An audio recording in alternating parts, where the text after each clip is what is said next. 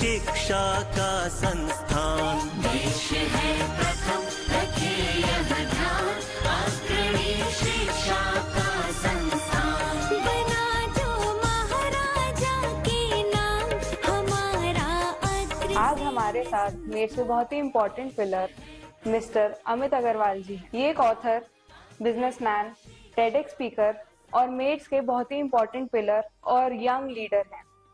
Sir, मैं आपसे ये जानना चाहूंगी कि आपने बहुत ही यंग एज में मेड्स को ज्वाइन किया, तो आप बच्चों को कितनी क्लोजली समझ पाते हो? First of all thank you for inviting me on this show. और मैंने इस साल ही ज्वाइन किया 2025 जैन में।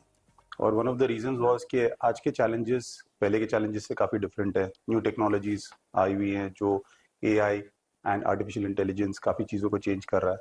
तो देर इज़ अ नीड कि हम काफ़ी सारे न्यू टेक्नोलॉजीज को लेके आए, न्यू कोलैबोरेशन को लेके आए। So I am closely working with the students right now, समझने के लिए कि उनके लिए क्या इंपॉर्टेंट है, प्लेसमेंट्स में, एजुकेशन में, इंटर्नशिप्स में कहाँ उनको हेल्प हो सकती है, और उनके जो आज के यूनिक चैलेंजेस हैं हम उनको कैसे एड्रेस करके उनकी हेल्प कर सकते हैं ताकि वो आगे लाइफ में जा करके अपने सपनों को पूरा कर सकें। जी बिल्कुल, ये चीज तो है ही सर, लेकिन इसके साथ में कुछ ऐसे चैलेंजेस भी आए होंगे जिनको फेस करते करते आपने बहुत कुछ सीखा होगा, उन्हें ओवरकम किया होगा। तो ऐसी क्या चीजें थी? बेसिकली कई बार क्या होता है, आज के स्टूडेंट्स जो है सोशल मीडिया को देख करके इन्फ्लुएंस हो जाते हैं। उन्हें लगता है कि कुछ चीजें जो दूसरे इंस्टीट्यूट्स प्रोवाइड कर रहे हैं वो ज्यादा इंपॉर्टेंट है और वो कोर से भटक जाते हैं। तो at the end of the day excellence in education, अच्छी placements, internship opportunities, exposure to working environment, ये सारा एक कोर है जो कि हर इंस्टीट्यूट को प्रोवाइड करना चाहिए। तो जब स्टूडेंट्स ये रियलाइज करते हैं कि एक्चुअल क्या है, हम काफी सारे ओरिएंटेशन प्रोग्राम्स करते हैं, बड़े बड़े लीडर्स को बुलाते हैं फ्रॉम डिफरेंट इंस्टीट्यूट्स, तो वो आकर के उनको प्रैक्टिकल रीजंस बताते हैं कि कंपनीज हायरिंग क्यों कर रही है, आज की डेट में कंपनीज क्या चाहती है स्टूडेंट से और क्या देखती है जिससे वो डिफ्रेंशिएट करते हैं कि मुझे इस स्टूडेंट को हायर करना है कि दूसरे को। तो जब वो ओरिएंटेशन में आते हैं तो उनको एक रियल वर्ल्ड पर्सपेक्टिव मिलता है कि कॉर्पोरेट्स और कंपनीज आज की डेट में किस चीज को ज्यादा इंपॉर्टेंस देती हैं, which is more important for the students to know, so that वो स्किल को डेवलप कर सके, सिर्फ एजुकेशनली नहीं बट की कॉन्वर्सेशनल स्किल्स जो है, एप्टीट्यूड स्किल्स है, अपनी पर्सनालिटी स्किल्स है, हम उनके ऊपर भी वर्क करते हैं सो दैट मार्केट में जब वो जाते हैं और रियल लाइफ सिचुएशन में वो एनकाउंटर करते हैं चैलेंजेस को, उनको वो फेस कर सके और स्टैंड आउट कर सके। बिल्कुल सर, ये चीज तो है। तो सर, जैसे कि आप एक ऑथर भी हैं और आपका एक बिजनेस भी है और आप यहाँ पे भी हैं, तो ये सब मैनेज करते करते आप मतलब बस्ट आउट नहीं होते, या कैसे आप ये सब मैनेज करते हैं? So the idea is that कि you need to look at every priority in life. As you mentioned, मैं author भी हूँ and अभी एक TEDx talk भी दिया मैंने. So few years back I started to work on myself because पहले मैं purely business पे ही focus करता था. तो काफी कोचिंग मेंटरिंग के बाद रियलाइज किया कि एक होलिस्टिक लिविंग होनी चाहिए। सिर्फ एक एरिया में फोकस करने से आप अपने आप को डेवलप नहीं कर सकते। So there are other areas where spirituality is there, social contribution is there, अपने ऊपर वर्क करना। तो धीरे धीरे उसके ऊपर जब मैंने फोकस करना स्टार्ट किया तो मुझे रियलाइज हुआ कि बुक राइटिंग एक मेरे लिए थेरेपी की तरह है, where I could work on myself and improve myself. And जब उसके ऊपर मैंने काम करना चालू किया तो मैंने रियलाइज किया कि ये सब नॉलेज मुझे आगे लोगों के साथ भी शेयर करनी चाहिए। और जब मैंने वो किया तो इंस्पिरेशन आई बुक लिखने के लिए। एंड ऑल दीज एस्पेक्ट्स को मैंने फिर टाइम ब्लॉक्स किए कि मुझे कॉलेज को भी टाइम देना है, सेल्फ इम्प्रूवमेंट को भी टाइम देना है, अपने बिजनेस को भी टाइम देना है। एंड इवेंचुअली फिर उसके बेसिस पे मैंने सेग्रीगेट किया कि मैं टाइम अलॉट करूं एंड उसके ऊपर वर्क करूं। And now I am able to juggle a lot of things together and everybody should do that, I think so. That's really amazing that you're working on yourself and on other aspects as well. Yes. तो sir, इन सब चीजों के बीच में जब आप कोई books वगैरह लिखते हैं तो उसके टॉपिक्स आप कैसे ढूंढते हैं, क्योंकि बहुत सारी चीजें ऑलरेडी आपकी लाइफ में चल रही हैं, तो इतना इंटरेस्टिंग टॉपिक लाना मतलब थोड़ा सा मुश्किल है, तो वो आप कैसे ढूंढते हैं? So the first book was inspired by my personal journey around 5-6 years back. मैंने अपने ऊपर वर्क करना स्टार्ट किया because I realized that there was lot of struggle going on personally अपने सेल्फ के साथ। तो कुछ वर्क किया तब रियलाइज किया कि लॉट ऑफ इज पॉसिबल अगर आप अपने आप के ऊपर काम करें। तो personal mastery and holistic living, because एक एरिया ऑफ लाइफ में अगर आप फोकस करते हैं सिर्फ बिजनेस पे तो हेल्थ पे नहीं करते हैं, या फिर रिलेशनशिप्स पे नहीं करते, पर्सनल फाइनेंसेस पे नहीं करते, कंट्रीब्यूशन टू सोसाइटी पे नहीं करते। तो वहीं से मैंने देखा कि और भी बहुत सारे एंटरप्रेन्योर्स हैं मेरी एज के जो ये सब चीज़ों में गलतियां कर रहे हैं। तो वहाँ से इंस्पिरेशन आई मेरी पहली बुक की, unlock your inner super hero. उसका कंटेंट बेसिकली यही है कि हम जब प्रॉब्लम में होते हैं तो हम ये सोचते हैं कि कोई आके हमें बचा ले, जैसे सुपर हीरो मूवीज में होता है, but in reality nobody is coming to save you. तो आपको खुद ही अपने आप का सुपर हीरो बनना है, अपने अंदर के टैलेंट को पहचानना है, अपने ऊपर पर्सनली काम करना है, और self mastery and holistic living के साथ आप आगे बढ़ेंगे तो यू विल रियलाइज कि आपको किसी सुपर हीरो की जरूरत नहीं है, and you can achieve everything in life. जैसे कि महिमा आपने कहा था कि स्टूडेंट्स कैसे पार्टिसिपेट कर सकते हैं, तो काफी अपॉर्चुनिटीज हैं यहाँ पर अवेलेबल। देख सकते हैं आसपास काफी सारे चैलेंजेस हैं। हमारे इंस्टीट्यूट के अंदर काफी सोसाइटीज है, रोबोटिक्स की भी है, एआई की भी है, जहाँ पे स्टूडेंट्स कोलैबोरेट करते हैं और अपने आइडियाज को लेके आते हैं। अभी हमारे कुछ स्टूडेंट्स ने दिल्ली की एक कंपटीशन के अंदर अवार्ड्स भी जीते हैं, वेयर एमएसएमईज के लिए उन्होंने ऐसे प्रोडक्ट्स डिजाइन किए जो कॉस्ट इफेक्टिव भी हैं, बिकॉज एमएसएमईज इतने पैसे नहीं खर्च कर पाते ऑन टेक्नोलॉजी। तो कॉस्ट इफेक्टिव तरीके से वो ऑटोमेशन करके कैसे compete कर सकते हैं बड़ी कंपनीज के साथ। अगर आप अपने आसपास देखेंगे तो हर जगह चैलेंजेस हैं, एंड यूथ और स्टूडेंट्स के पास जो बेनिफिट है कि they are thinking out of the box. इस चीज को यूज करके हमारी सोसाइटी के अंदर चेंज लाना है विद आइडियाज और न्यू डिजाइन्स, ये पॉसिबल है। And student should really be inspired और उन्हें आगे आना चाहिए, because at the end of the day you are going to design the future which you are going to live in. से आप बिजनेसमैन भी हैं, तो आपके कुछ कोर प्रिंसिपल्स हैं, कुछ एथिक्स हैं जिन्हें आप बिजनेस में फॉलो करते हैं? बिल्कुल।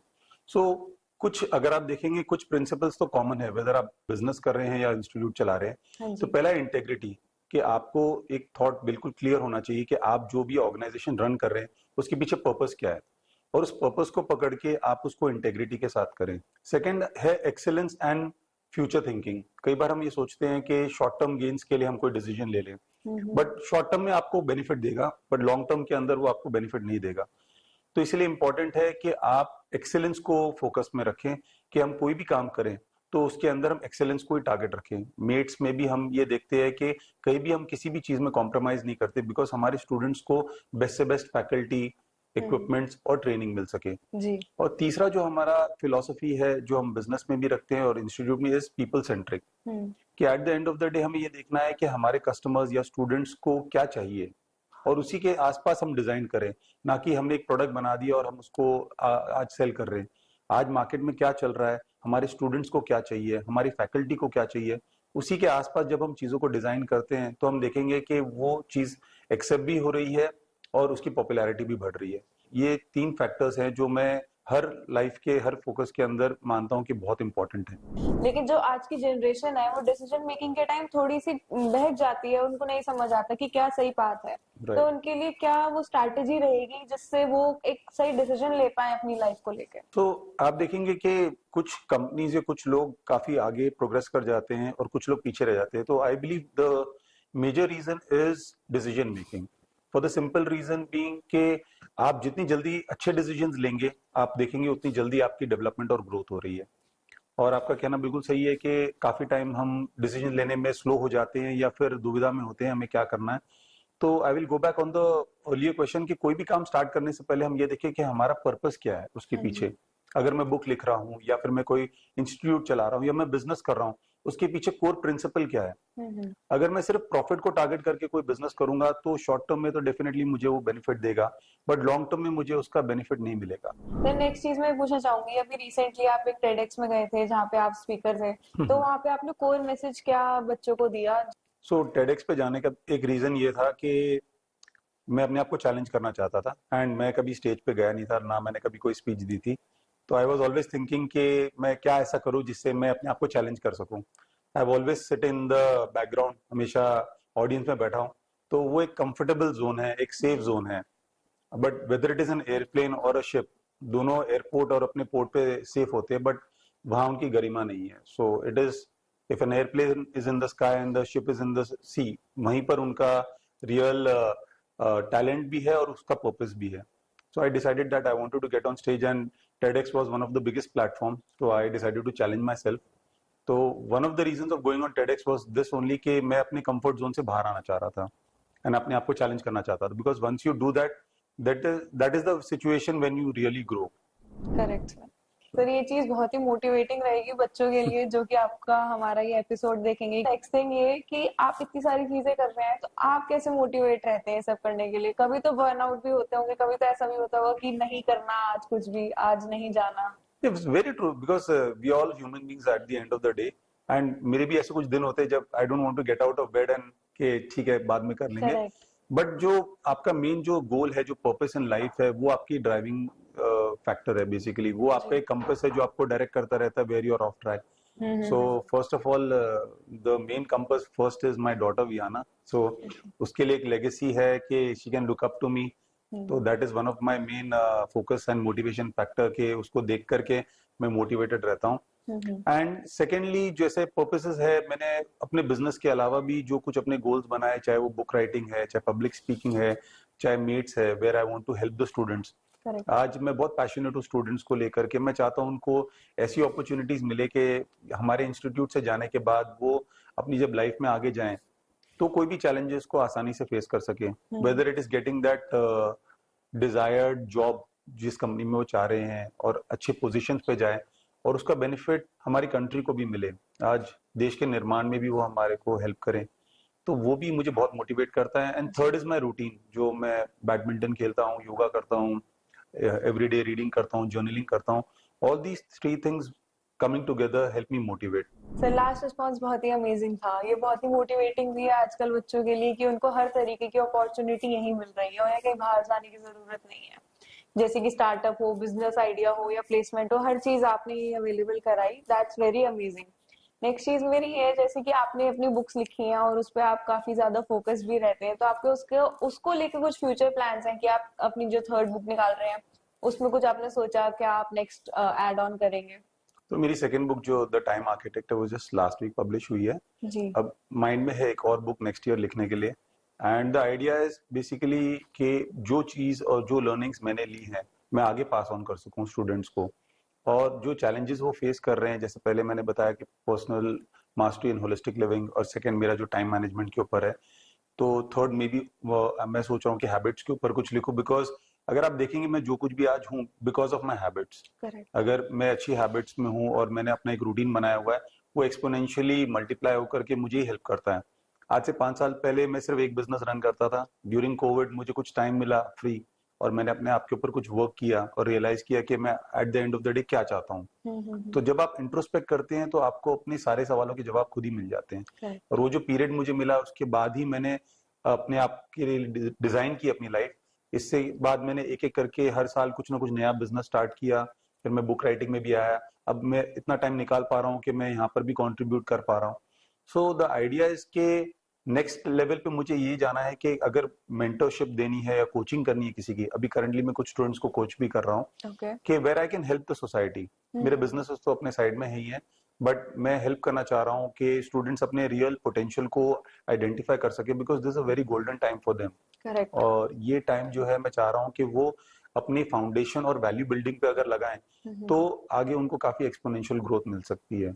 And this is the right time. And अगर वो अपने आप के ऊपर फोकस करे, अपने ऊपर काम करें, तो they can achieve their dreams and goals. तो वो जो माइंडसेट है उसी बेसिस पे मैं कुछ फ्रेमवर्क्स भी डिजाइन कर रहा हूँ और आगे भी चाह रहा हूँ कि मैं इस टाइप के कुछ टॉक्स के जरिए किसी को कुछ इंस्पायर कर सकूं. आज भी मेरा पर्पस, अगर इस पॉडकास्ट के बाद अगर कोई एक स्टूडेंट भी मेरे इस टॉक से इंस्पायर होकर के अपनी लाइफ को कुछ ट्रांसफॉर्म कर सके, then I will be more than happy. my life could inspire somebody else. Sir it will, definitely it will, क्योंकि इतनी वैल्यूएबल बातें हुई, इतना डिसिप्लिन को लेके आपने बताया, जैसे आपका रूटीन इतना डिसिप्लिन्ड है उसकी वजह से आप इतने मोटिवेटेड रहते हैं. Students will be getting that value from this podcast. Thank you. With this, I would like to end this podcast. Thank you so much, sir, for your valuable insights and giving us a lot of information and discipline and values and each of the things that you are doing in your life right now. That's very inspiring for all of us. Thank you so much. And thank you for inviting me on the show again. And I hope आप इस तरीके से इसको continue करें, because at the end of the day message needs to be passed on to the students. TEDx के ऊपर भी मेरा मकसद यही था कि अगर मेरी लाइफ से कोई और इंस्पायर हो सके और मेरे मैसेज से कोई और अपने लाइफ को ट्रांसफॉर्म कर सके, that is the important part, और वो आप काम कर रहे हैं. Thank you for that also. Thank you so much sir, आपने अपना टाइम दिया उसके लिए बहुत बहुत धन्यवाद. Thank you so much. Until next time, thank you.